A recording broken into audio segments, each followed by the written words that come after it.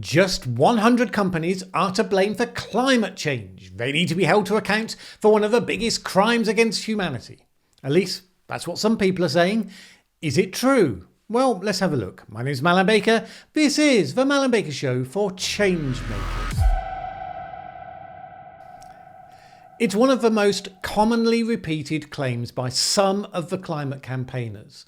100 companies are to blame for climate change, or at least 71% of it.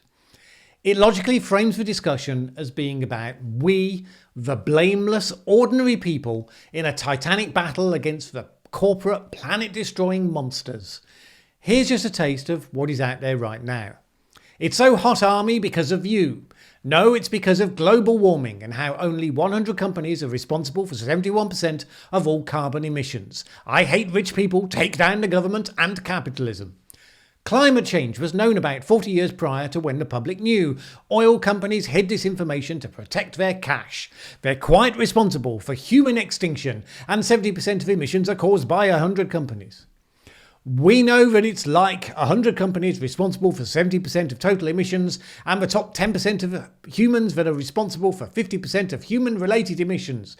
Hang on, 70% from the companies, 50% from the top 10%, which makes 120%. Might be some double counting going on here.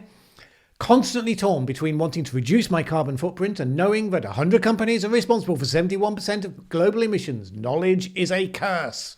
Now, I know that last one, basically questioning the point of reducing your individual emissions because 71% of emissions actually come from 100 companies. So where did this idea come from? In this form, with these specific numbers, it came from a report produced by the Carbon Disclosure Project, the CDP. The CDP comes from my former world, the corporate social responsibility world. It was originally created to encourage all companies of a certain size to measure and then disclose their carbon emissions. It's a basic truism in business that what gets measured gets done. The first step to getting companies into the process of reducing their emissions, pretty obviously, is to get them to measure those emissions in the first place. So that makes perfect sense, and the CDP gained a pretty good early reputation for having a relatively robust methodology that they used with companies. Because although you might think measuring carbon emissions should surely be easy, well, it's actually a bit more complicated. Emissions are dividing into what are called Scope 1, Scope 2 and Scope 3 emissions. Scope 1 emissions are the direct emissions your company creates from its own activities. Very straightforward. Scope 2 emissions are indirect emissions created by the energy you use. So the emissions created by the power stations owned by the energy companies, which makes sense. If my assembly line is using lots of electric power, that's not creating emissions in the factory, but it is adding to those that come out elsewhere. And Scope 3 emissions are then all the other indirect emissions that happen in relation to your products and process, from raw materials extraction, manufacturing, distribution, retail, and also end use. So all those people in your supply chain whose emissions are created while working on your product or service. Scope 1 emissions you can relatively easily control. They arise from your choices about how to run your business. The others can be controlled or influenced with varying degrees of greater difficulty. So it's something of a journey that most companies go through, starting with Scope 1 and reporting on those, gradually becoming more ambitious and looking to manage impacts across the whole life cycle from beginning to end. That's all well and good. So how did all that end up channeling into this topic? In 2017, the CDP released a report, the Carbon Majors Report, subtitled 100 Fossil Fuel Producers and Nearly 1 Trillion Tonnes of Greenhouse Gas Emissions. They introduced the report, calling it a fresh angle to an old debate. The report was a collaboration with the Climate Accountability Institute, and the database is actually the work of the CAI's founder, Ricke Heede, and precedes the collaboration with the CDP. Heede, formerly an employee of the Rocky Mountain Institute, had decided to track back to identify the source of historical carbon emissions. He produced a paper in 2013 for the journal Climatic Change, which focused on 90 companies and gained attention when The Guardian newspaper highlighted it in the same year. The Guardian did what The Guardian does. It drove aggressively on its traditional anti-corporate perspective, with the take that Chevron, Exxon and BP are among companies most responsible for climate change since the dawn of industrial age. Figures show. He'd said that he focused on producers because he felt that the corporations have a responsibility to the world at large to prevent catastrophic climate change. They have the skills, the resources, and, to my way of thinking, the moral obligation to correct the problem. The Guardian said, climate change experts said the dataset was the most ambitious effort so far to hold individual carbon producers rather than governments to account. That seems a weird thing to say to me, since expertise in the science of climate change surely isn't relevant credentials for deciding where society should attribute political or moral responsibility. I'm not saying you're not entitled to your view on such a question, just the same as everyone else, but it's hardly something where knowledge of a specific branch of science adds a greater level of competence. But apparently this was seen by a number of figures as quite important in influencing global politics on climate change. Al Gore suggested that it could break the deadlock of debating which countries were to blame, which revolved around historic emitters and rising economies.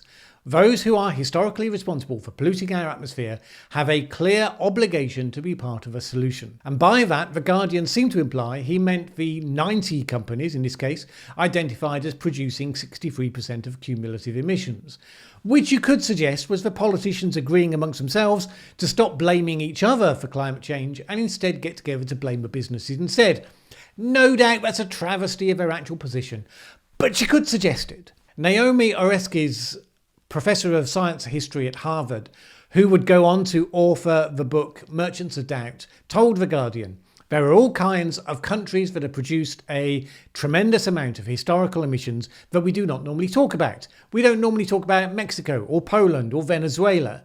So then it's not just rich versus poor, it's also about producers versus consumers and resource rich versus resource poor, which is all about the global realpolitik of power relationships.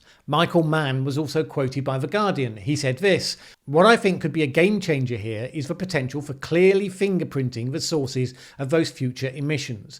It increases the accountability for fossil fuel burning. You can't burn fossil fuels without the rest of the world knowing about it. That reinforces the impression gained by that random tweeter I quoted earlier on, that what this measures is companies burning fossil fuels. The only problem is, it doesn't. It takes the entirety of the fossil fuels that have been extracted by these companies and attributes the impact of the ultimate burning of those fossil fuels to the companies. So where is the oil actually consumed? According to a handy interactive pie chart designed by The Guardian for its 2013 story, it shows that only a relatively small part of that fossil fuel is used by the company's own operations. I mean, relatively small. Remember, this is a relatively small slice of a pretty damned enormous pie. In BP's case, a 32.5 gigatons of CO2 equivalent pie in 2013. Nevertheless, a relatively small slice. So where is the rest of that oil actually consumed? Let's take the figures for the US as an example. In 2018, out of total petroleum products, 20.5 million barrels per day, motor gasoline, petrol to UK viewers, took up the majority at 9.3 million barrels. Distillate fuel oil, which is diesel fuel and heating oil, 4.1 million barrels. Hydrocarbon gas liquids, used predominantly by industry, 3 million. Those hydrocarbon gas liquids are used to make chemicals, plastics, synthetic rubber, along with many other uses. And jet fuel, used by the aviation industry, 1.7 million. In other words, the company passes the vast majority of that oil on to us, to use in our cars, to heat our homes, to manufacture the goods that we use, to fly on holiday. The random tweeter is falling for a sleight of hand that ascribes the fossil fuel that he or she uses in their life to the 100 companies. They extract it precisely because he or she needs it and wants it. It is indeed a great deflection game. Don't get me wrong, there are good arguments relating to scale that says we should focus at system level changes, not telling people that they have to change their personal habits.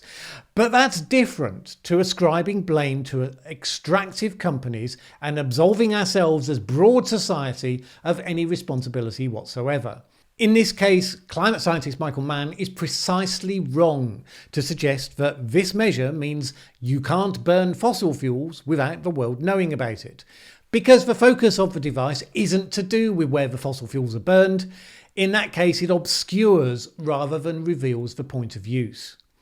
There's an additional moral underpinning of the case being made by people who promote this model. Here's how the Carbon Majors report frames it. By 1988, fossil fuel companies knew or should have known of the destabilising effects of their products on the environment. Nonetheless, most companies have expanded extraction activities significantly in the time since, while non-carbon primary energy sources such as renewables have seen relatively little investment. In other words, the extractive companies knew about human-caused climate change, and therefore, given that knowledge, they should have stopped extracting fossil fuels.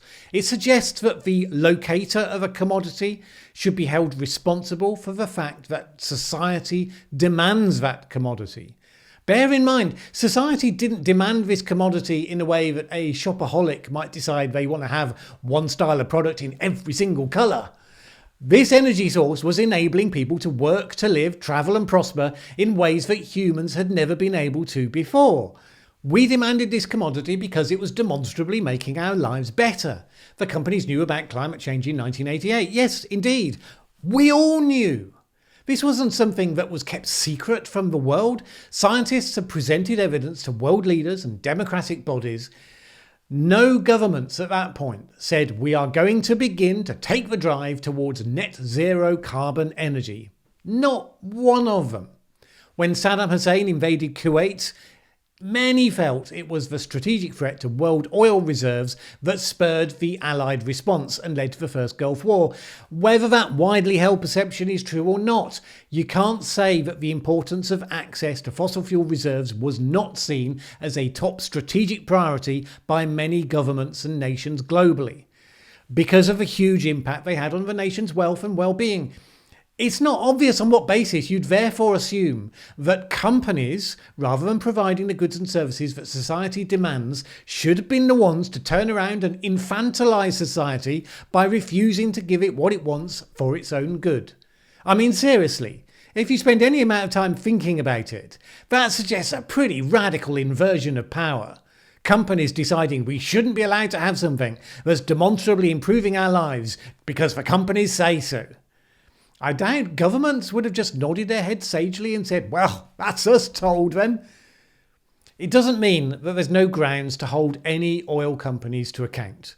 Where there's corporate accountability to be had, it would be where the companies can be shown with a high degree of truth, not just for whispers and rumours that some campaign groups feel counts as due process, where they can be shown to have actively and knowingly sought to misinform and mislead policymakers in order to avoid any dampening of demand. In my view, that doesn't include openly arguing and lobbying for the importance of fossil fuels and that they should be weighed against the risks being presented by scientists. You may feel that they're wrong and argue against them, but companies are allowed to argue for a position and to represent their interests. It comes down to democratically elected leaders to hear all sides and then make the decision.